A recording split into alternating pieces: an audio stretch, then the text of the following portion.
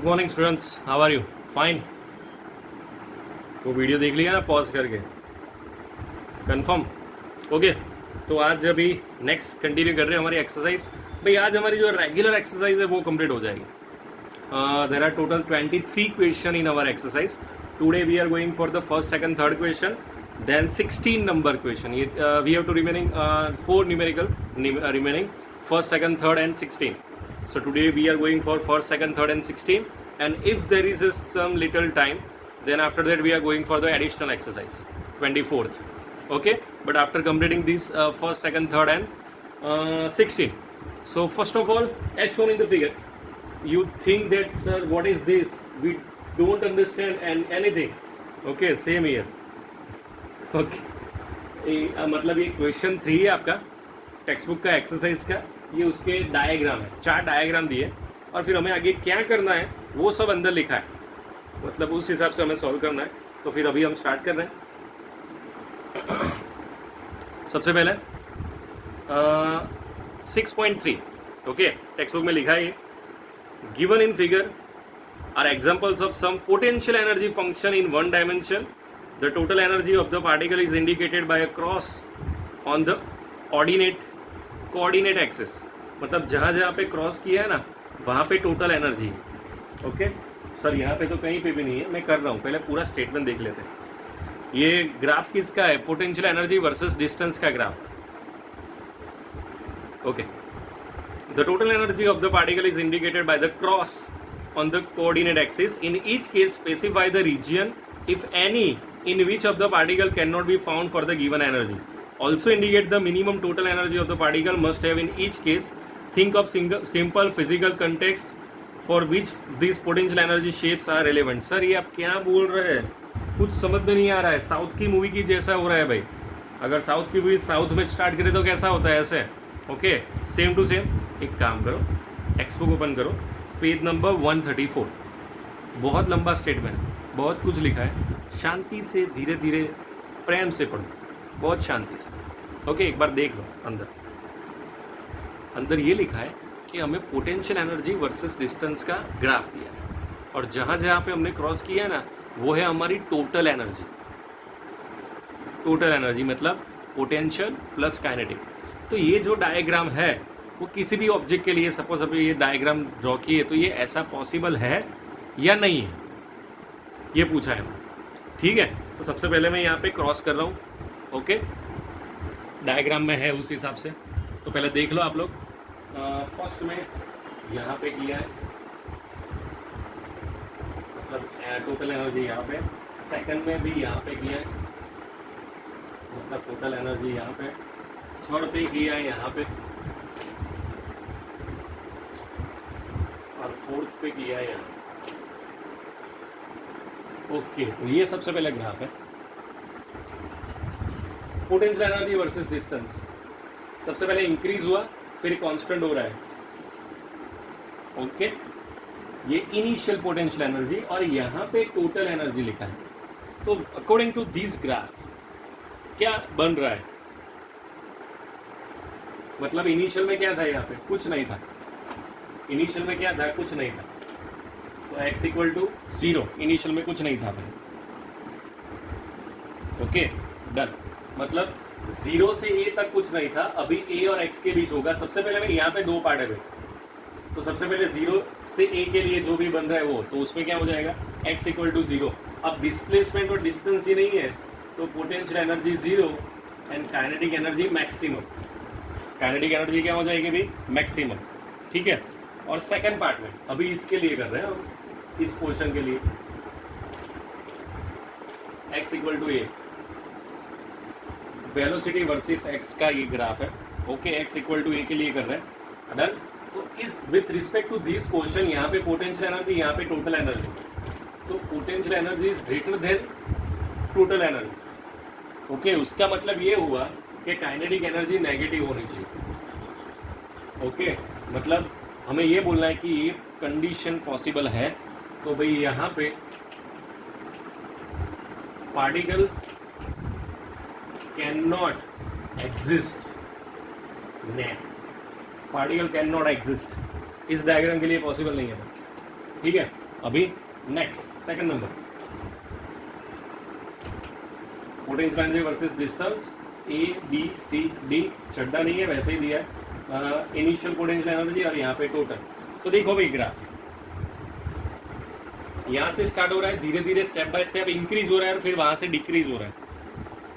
तो अगर हम उस हिसाब से देखें और यहाँ पे पोटेंशियल एनर्जी यहाँ पे, टोटल एनर्जी यहाँ पे, तो अगर उस हिसाब से देखें तो सबसे पहले तो ये होगा potential energy is greater than total energy. और जिस हिसाब से वो ग्राफ दिखाई दे रहा है उसमें तो एनर्जी भी नेगेटिव है और काइनेटिक एनर्जी भी नेगेटिव है, क्योंकि अगर पोटेंशियल एनर्जी इंक्रीज हो रही है तो काइनेटिक एनर्जी डिक्रीज हो रही है और टोटल एनर्जी भी डिक्रीज हो रही है। मतलब same to same party can not exist, ये पार्टी नहीं है, ये is a particle, particle can not exist. Okay, next third number,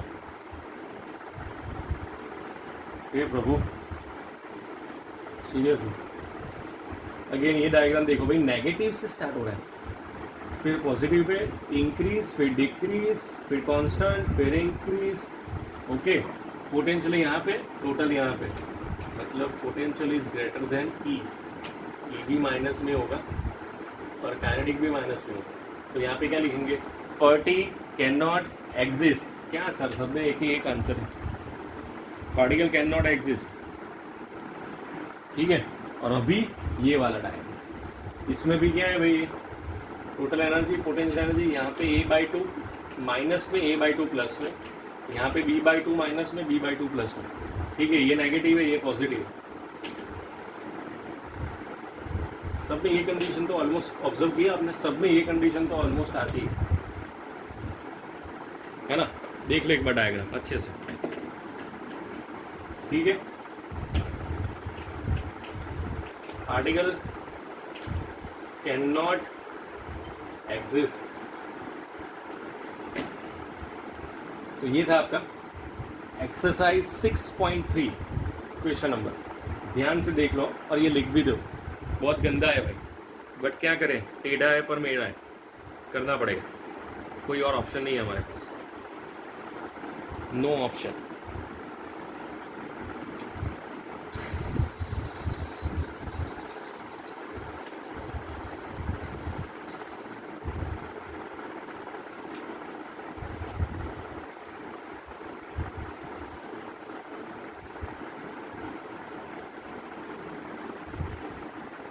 complete है, श्योर, ओके।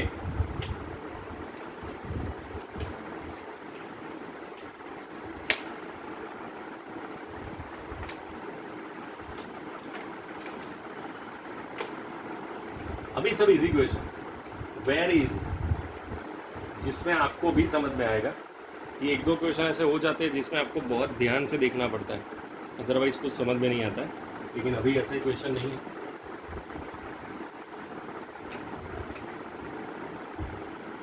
ओके, ये टू स्टार्ट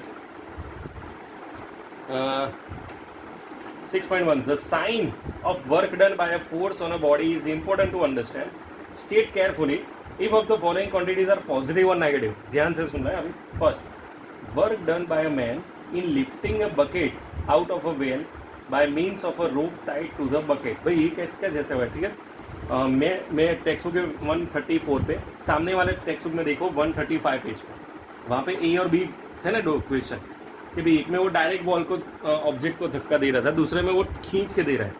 तो वर्क किस में मिला था, खींच के दे रहा है उसमें मिला था। तो सेम टू सेम उसके जैसा ये क्वेश्चन है कि बकेट नीचे से ऊपर लाना है। ओके, तो जैसे गांव में जैसे कुआं होता है, कुएं के अंदर डालते हैं वो सब। ओके, और उसको कहते हैं, मतलब it is a positive. Answer क्या आएगा भाई, पॉजिटिव, बी पॉजिटिव हो और कुछ नहीं। Work done bye gravitation force, भाई ग्रेविटेशन फोर्स मोशन के मतलब ऑपोज कर रहा है, मतलब ये कौन सा हुआ, negative. Done work done by friction force, भाई अगेन फ्रिक्शन मतलब मोशन से ऑपोजिट, मतलब ये भी ऑपोज करेगा, negative. Next, work done by an applied force on a body moving on a rough horizontal plane with the uniform velocity. Applied force मतलब जो हम नॉर्मल फोर्स अप्लाई कर रहे हैं वो पॉजिटिव, खबर understand sure work done by the resistive force of air on a vibrating pendulum in the bringing it to rest भाई resistive force मतलब जो मोशन से ऑपोजिट होता है वो सपोज के भी यहाँ पे सिंपल पेंडुलम ऐसे मोशन कर रहा है ठीक है तो अभी एयर रेजिस्टेंस क्या करेगा उसको वो अपोज करेगा मतलब वो मोशन से ऑपोजिट मतलब वो कैसे होगा नेगेटिव तो ये आंसर है हमारा 6.1 का मैंने बोला था ना जल्दी से हो जाएगा तो ये था हमारा 6.1 देख लो ध्यान से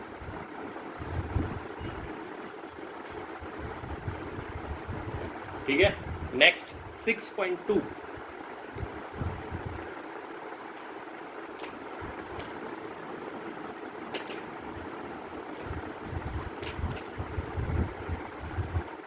यहाँ से स्टार्ट कर रहे हैं 6.2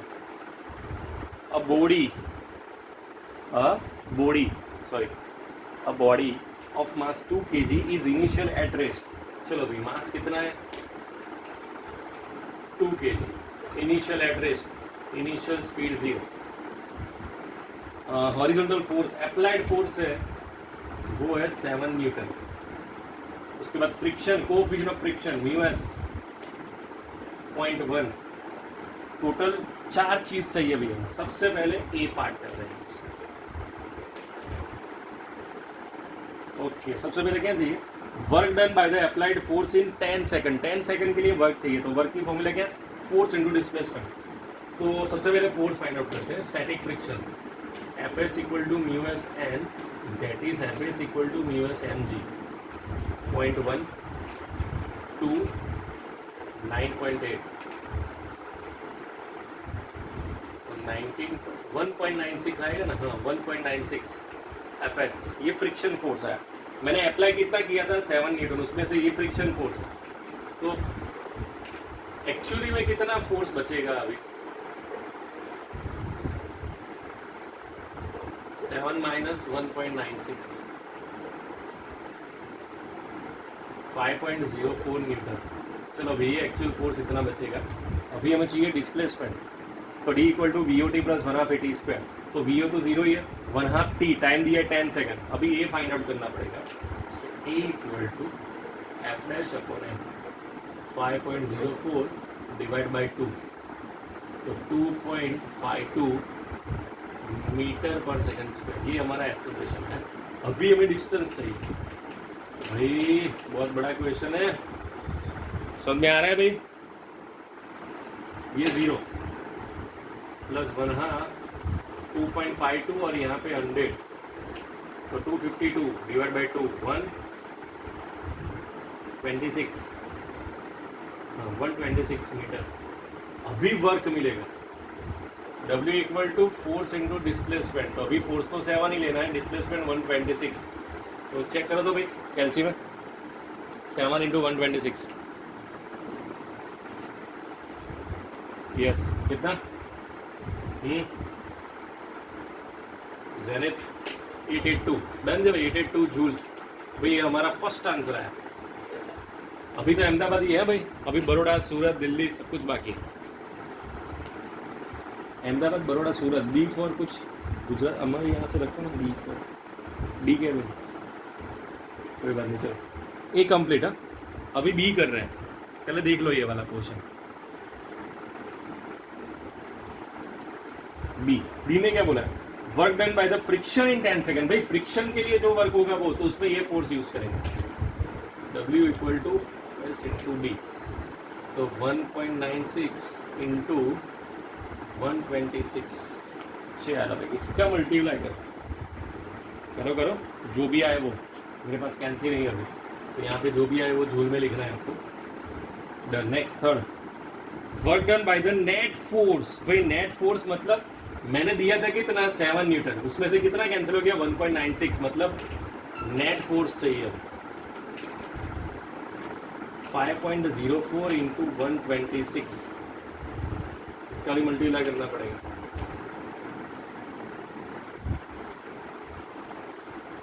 $750 से ज़्यादा आएगा 750 और 800 के बीच आएगा आंसर जो भी आए वो ठीक है देख लेना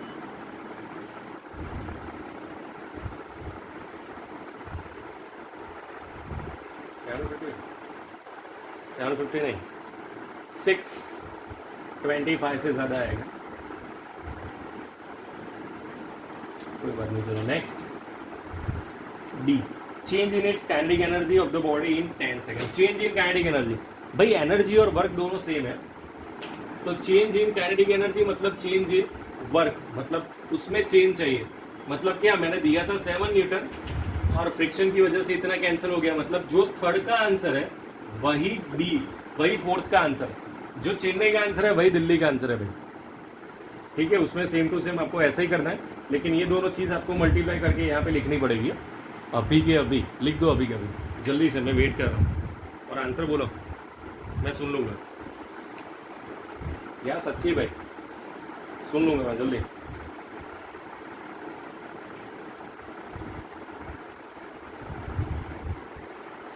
टू 2.5, इसमें 2.5 जैसा आ सकता है, डोंट नो, नहीं 2.5 नहीं, 250 जैसा आंसर आ सकता है इसमें। और यहाँ पे 630 और 650 के बीच आएगा, 630 और 650 के बीच। डन है भाई, कंप्लीट, देख लिया।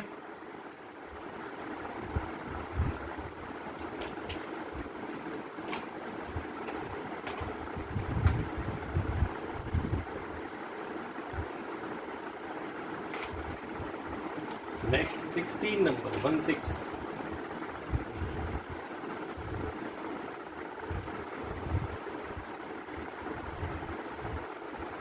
टेक्स्ट बुक,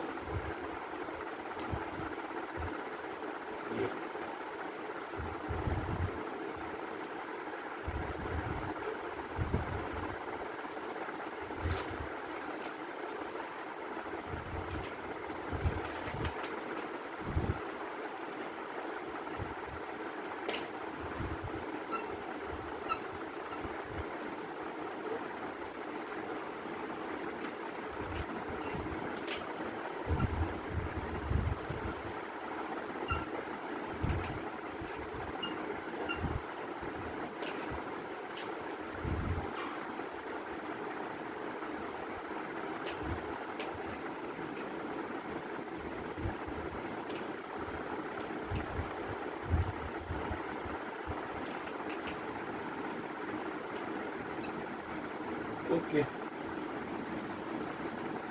चलो। तो फिर अभी 6.16, भाई सर ये आप क्या कर रहे हैं, कुछ समझ में नहीं आ रहा है। सबसे पहले टेक्स्ट बुक ओपन करो, पेज नंबर 136।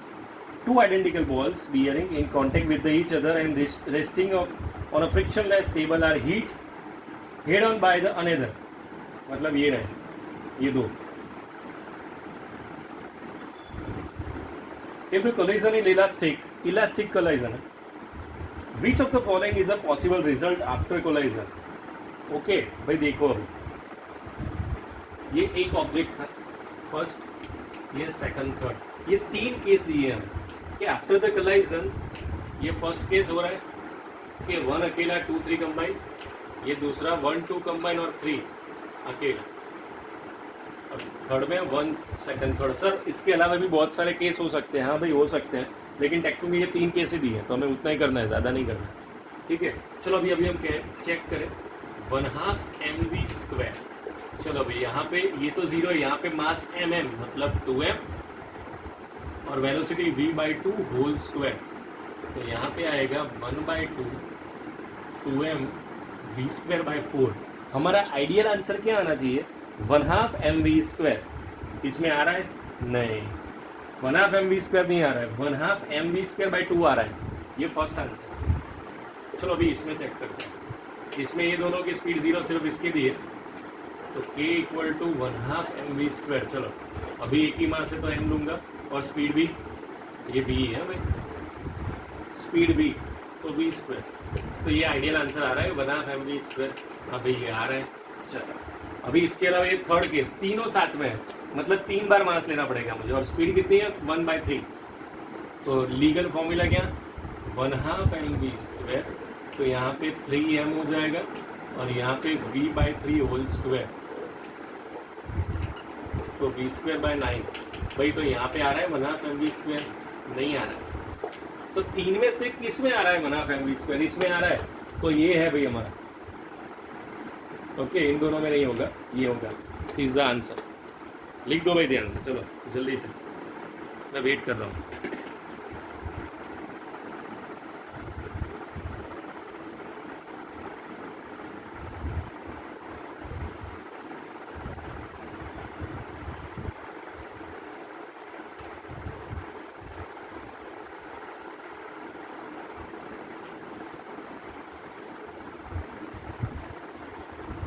जल्दी हो गया, ठीक है। तो भाई अभी देख लेते हैं जल्दी से भाई। अभी यहाँ पे एक्सरसाइज कंप्लीट है, एक भी क्वेश्चन बाकी नहीं है हमारा, not a single question in exercise. First second third किया, 16 किया, उससे पहले के लेक्चर में किया था 4 5 6 7 8 9 10 11 12 13 14 15 17 18 19 20 21 22 23 कंप्लीट, 25th भी कंप्लीट है हमारा। ओके, बच्चा अभी 24 और उसके पीछे और 4 क्वेश्चन, मतलब और 6 क्वेश्चन, सॉरी। तो अभी सिर्फ 5 या 6 क्वेश्चन बाकी है, फिर हमारा चैप्टर कंप्लीट। सर ये बहुत सालों से ये चैप्टर चल रहा है, तो हमें कुछ पता ही नहीं है कि स्टार्टिंग कहाँ से हुआ था। ऐसी फीलिंग हो रही है आपको? पिछले बहुत सालों से ये चैप्टर चल रहा है सर, तो उसकी स्टार्टिंग कहाँ से हुई थी यार? ये तो मोस्ट इम्पोर्टेंट क्वेश्चन है, सही बात है। ऐसा फीलिंग हो रहा है? यस, तुम्हें हो रहा है? जैनित, दिया, जिया, महक, शैलेश, कुशल,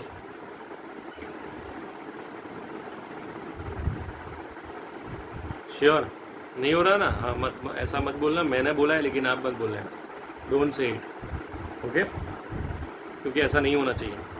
तो कोई बात नहीं, सबसे पहले एक काम करेंगे, तो नेक्स्ट लेक्चर से पहले एक चीज़ करते हैं, 5 6 fast fast fast fast fast एकदम फास्ट, बहुत फास्ट, जल्दी से रिवाइज कर देते हैं।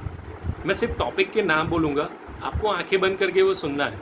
बाबा रामदेव की तरह प्रवचन नहीं सुनना ना अभी भी, समझ में आ रहा है? अभी आंखें बंद करके सुना है। सपोज मैं बोलूँ first law of motion, sir वो तो कैंसिल है भाई, वो दिमाग से निकाल लो, कैंसिल 12th में और आगे जाके सब यूज़ होने वाला है। मैंने सिर्फ वो किसके लिए दिया था? आपके जनरल इन्फॉर्मेशन के लिए, जनरल नॉलेज के लिए। अगर केबीसी में पूछेंगे तो क्या बोलेंगे आप लोग, उसके लिए, ठीक है? अदरवाइज हमें सब कुछ करना है भाई, डन? तो आंखें बंद करके फर्स्ट लॉ ऑफ मोशन तो आपके दिमाग में आ जाना चाहिए कि इसमें ये होता है।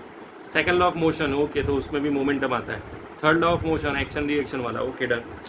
Law of conservation of momentum, तो वो गन वाला टॉपिक, बस। तो उस हिसाब से हमें रिवाइज करना है। इन शॉर्ट आपके दिमाग में होना चाहिए कि इस टॉपिक में ये है, इस टॉपिक में ये, इस टॉपिक में ये है। एटलीस्ट वो तो हमें याद ही होना चाहिए ना, सब डिटेल में नहीं, लेकिन एटलीस्ट याद होना चाहिए कि इसमें क्या क्या आया था, ओके ये आता है, ये आता है। फिर हम एक बार रिवाइज करेंगे तो हो जाएगा। ऐसा एटलीस्ट सेल्फ कॉन्फिडेंस थोड़ा बिल्डअप करेंगे ना, तो आपको प्रॉफिट होगा, इसलिए मैं बोल रहा हूँ, ठीक है? तो एक काम करेंगे, तो फिर ऐसा हो तो नेक्स्ट टाइम जब भी नेक्स्ट लेक्चर में मिल रहे हैं, तो पहले काम कर रहे हैं, सब कुछ जल्दी जल्दी से रिवाइज कर लेते हैं।